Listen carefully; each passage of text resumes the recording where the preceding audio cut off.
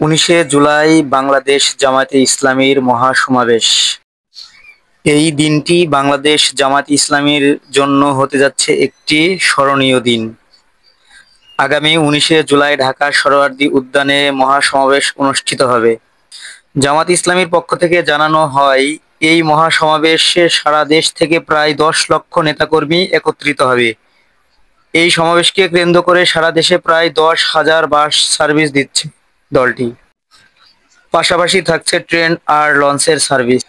এই মহাসমাবেশকে কেন্দ্র করে যাতে কোনো অপ্রীতিকর ঘটনা না ঘটে, এজন্য ঢাকা মহানগরী পুলিশ ডিএমপি থেকে সর্বোচ্চ সহযোগিতার আশ্বাস দিয়েছে বলে দলটির পক্ষ থেকে জানানো হয়েছে।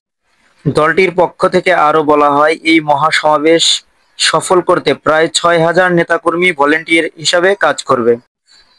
আশা প্রকাশ করে জামায়াত নেতা জুবায়ের বলেন, সমাবেশে আসা যাওয়া, নিরাপত্তা সুন্দর ও শান্তিপূর্ণ হতে সব ধরনের ব্যবস্থাই নেওয়া হয়েছে। দলটির কাছে জানতে চাওয়া হয়, এই সমাবেশ ঘিরে কোনো অপ্রীতিকর ঘটনা ঘটতে পারে কিনা। উত্তরে জামায়াত ইসলামের পক্ষ থেকে জানানো হয়, আমরা এ ধরনের কোনো শঙ্কা দেখছি না।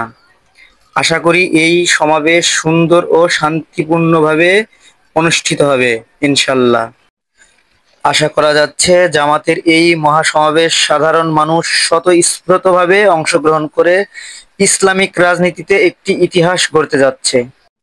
প্রিয় বন্ধুরা, দুনিয়াবি দল আর রাজনীতির পিছু না ছুটে যে দল দুনিয়া ও আখিরাতের রাস্তা দেখায় কোরআন ও হাদিসের আলোকে, সেই দল আর দিনকেই বেছে নেওয়া উচিত, যাতে ইহকাল আর পরকাল দুটিই দান করেন মহান আল্লাহ।